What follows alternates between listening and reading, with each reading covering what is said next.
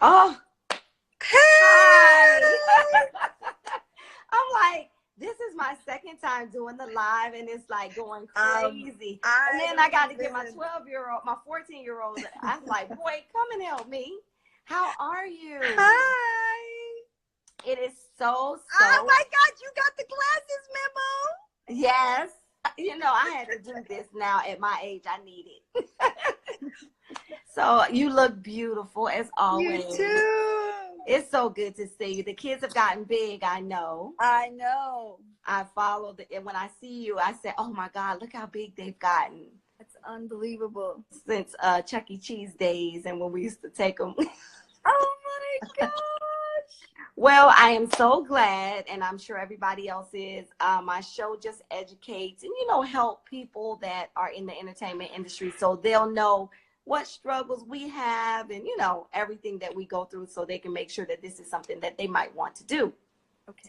All right. So my first question, Nicole, and everybody, I know you all know who she is, so I didn't want to tell you guys, but you see now.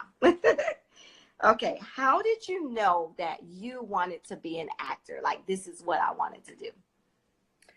Well, I knew kind of young. I mean, I was an only child. I wrote little shows when the grown-ups were playing cards upstairs. I was in the basement put on shows with my cousins in East Baltimore.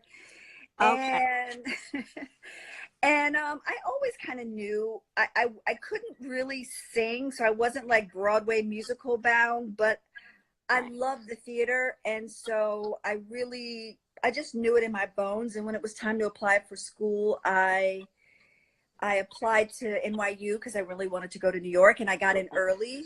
Uh-huh. And my dad drove me to New York, and NYU is very expensive, and to ask my family to make that sacrifice for me, I did get into the journalism as a journalism Oh. major.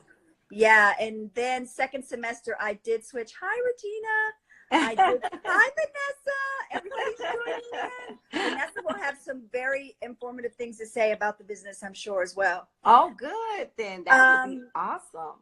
Folks are chiming in. So yeah, so I went kind of the traditional route. I wanted to be classically trained. I wanted to know everything I could about the theater. In my mind, I was going to be on stage. Right. Now, I love television and I love film, but the theater is my first love. Oh, I didn't know that. See, that's good. Very good to know. All right. My next question, was becoming an actor your choice or your parents? Two-part question. And what age did you start acting? Because a lot of people, it's their parents that want to, oh, I want you to be this because it was their dream, or was this all you? Well, there's a lot of ways in. You could have a really talented kid and you get your kid an agent, and you can save a lot of money for college by getting them into commercials. But for me, acting was something that wasn't just around being famous or being wealthy or any of those outward things. I loved dressing up. I loved make believe. I loved the rehearsal process. And I was blessed enough to work in film and television for all these years. But I didn't pursue it that way. And sometimes I like get mad that I didn't start younger, but Mm-hmm. I'm grateful. And I think that there are a lot of ways, and a lot of people now have children and they ask me advice about their kids, should I get them an agent? Right. Um, yes, pretending, Vanessa. Yes, we can make up stories. Yes. But everybody has a different doorway in. I mean, it's because ultimately it is show business, right? It is Right. Right. show art. Right. And that's So what you got works to for make a you. living. You have to make a living at it. And I think that if you're taking any kind of approach to this business, it has to be comprehensive, meaning talent and ambition come from the inside, but you do need training, not just in your craft, but in the industry, meaning Mm-hmm. you should learn how to audition, Okay. That's because you could good. be very talented and not good in the room. And it's the room that gets you the job. Right. You have to practice being on camera and getting used to filling a space with just you and somebody reading from a piece of paper. These are Uh, extra skills, like if you were studying to be a doctor, you'd have to go to medical school, but you also have to deal with the reality of those 18, 24-hour days. Right. Oh yeah. How to survive on no sleep, how to work in emergency situations. Those are extra skills that you need.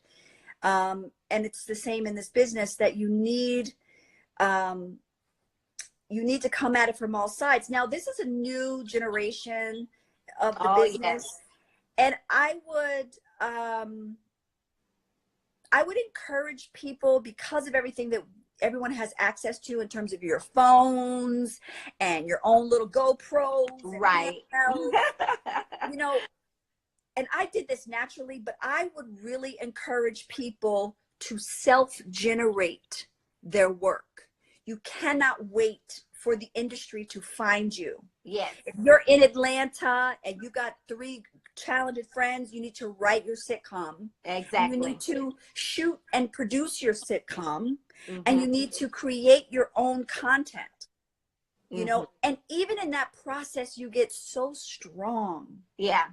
And you get so confident, and you learn so much because you're making so many mistakes, that by the time you're going in the room to read for Lee Daniels or Vicki Thomas, a casting director, right. Exactly. You are so aware of what it takes to put something together, that's a whole nother level of presence you're bringing to the room.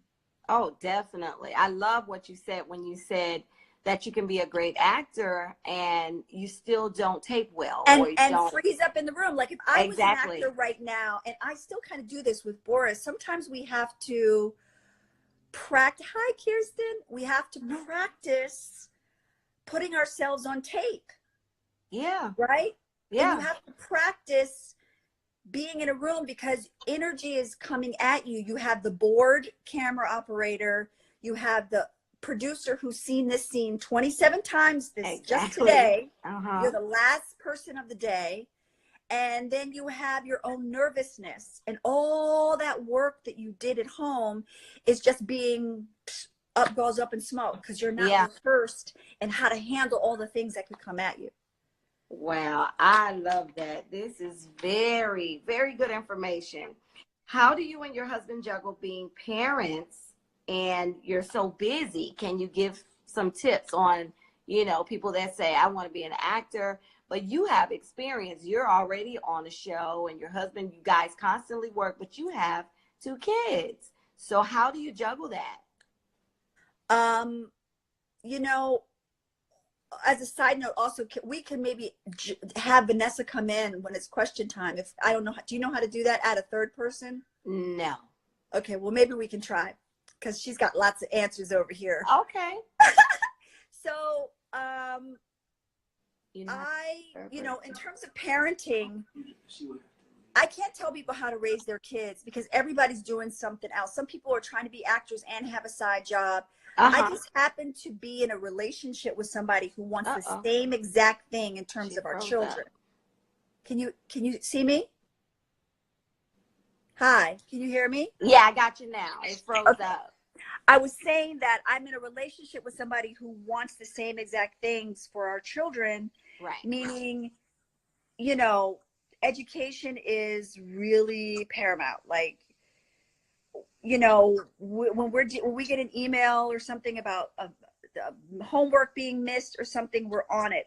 And usually we're lucky enough for one of us to be home. Like when I'm shooting in Chicago, Boris is shooting Station 19 here, so he's home for dinner. Okay. The kids are in school. We take them to their bus for school. Their home life is simple. They don't have a very chaotic life. Right. This time is moving so fast with our kids that it's like, we're winging it just like any other parent. We're no experts. And there's people who are 2 doctors or 2 lawyers with kids, or one mom who's a doctor or a lawyer with kids, or a waitress or a radiologist or a dentist. Exactly. Or whatever she's doing. And she makes it work. I think the one thing, though, that I would encourage all parents to do is ask for help. Whether it's a family member or agreeing on a certain number of hours in the day where you hire help if you're very busy, because it's the stability that you want to preserve in your child's life if your life is so hectic. Uh-huh. So knowing that Rosie is here with my children, when I do have to go to a dinner meeting, they're Uh-huh. still practicing piano. They're still eating their vegetables. They're still getting their homework done. My schedule isn't disrupting their schedule. Exactly. And that's great. Great information. Yeah. Now, okay, the big question I have, my favorite show of all time, Hi, PJ. Sorry. Empire. So how did you book that role? Can you tell us a little bit about that? The process of you booking Empire. Well, it was in its fourth season when I got a call to be a guest star. Okay. You know, um, I get some jobs are offers, and some jobs you have to go in, and some jobs you have to fight for. Right. But I Exactly. got a call to be a guest star in season 4 to play opposite Forrest Whitaker, and I said yes immediately. I mean, Oscar winner, Empire. It was a Yes. no-brainer, so I said yes. And then they asked me to join the cast in season 5, and I said yes. And it's been a wonderful experience. So that's an example, I think, of longevity. I Mm-hmm. think of staying in the business, establishing relationships, and being true to your work, Yeah. and the calls do come. Sometimes, God drops a job right on time in your lap. Yeah. But I will still work on other projects. I still self-generate what I'm encouraging other people to do. I still try to, especially Boris. He's a really great business partner in that way. He'll find a project and want to, make it happen. That's And right. I mean, for every yes, all of us will tell you, right? All of us will tell you that for every time you see us on TV, that's a yes. But there were like 17 no's Right. before that Right. yes, Yes. right? Yeah. So yeah, so it's ambition, but it's staying the course, believing and having faith. My spiritual toolbox is very strong. Oh yeah. Oh yeah, definitely. All right. Has there ever been a difficult time where you thought this is not for me? I thought this was my passion. Yes, this is what I wanted to do, but oh no, this might not be Um, yes, but for like 5 minutes. Sometimes I get my heart broken. Of course. Yeah, we do. Yeah. I wanted that movie, or I was so close. I gave it my all, and but again, I've got a great support system, and I stay true to what I really want. Like Okay. Vanessa and I, we've been in this business a long time, and Mm-hmm. we still wanted to be members of the Actors Studio, which is kind of a traditional path. And when you're talking about the method, and we decided to put a scene up from Lynn Nottage's play Sweat, and we have our final call back in the summer. And it's just Oh, a great. fun, fulfilling process of being part of something that's a staple in the history of acting. And it's a place where we can go work and keep the craft alive. Well, that's awesome. That's why you're still You booking. got to stay ready. Stay Right, ready. right. Because that's why you're still booking. Because you stay ready, Nicole. You're Yeah. not playing. No. And like you say, write your own. I've always been a big person. With my husband, my husband's my partner too. With all of this, and I always tell him, write your own. Right? Let's write our own. Let's try to pitch it. Let's do ourselves instead of waiting for people. Yes. So I really, really thank you for joining us tonight. We are always every Thursday, I have a celebrity on, and they give great information so that people can try to figure out, is this something they really want to do? Because people think it's like easy. A No. lot of people think it's easy, but this is nowhere near easy. This is our career. Yes, it is. Yes, So, it is. well, thank you. And And, so, but the one thing though is that the wonderful thing about having a craft is that nobody can take that away from you. right. You know, that's something that, hi, Vani. That, nobody can take that away from you, and you can always work on it, and it's yours. And you Exactly. can build on it. And I think that it also has given me when it's been a sad time in my life or a dark time in my life, there's space in my craft for that, because I am going to come across a character that's ready for all of that I have to give and Right. all that I've experienced. I mean, for example, I want to say this before we go, and if anybody has any other questions, is when I was at NYU, I thought I was going to be on Broadway in like 5 minutes. Like, if you met me in New York, I would be like, yes, I'm on my way to Broadway. You know, and excuse me. And it took 20 years. Wow. Did you hear me? 20 years. Oh my goodness. Almost to the day.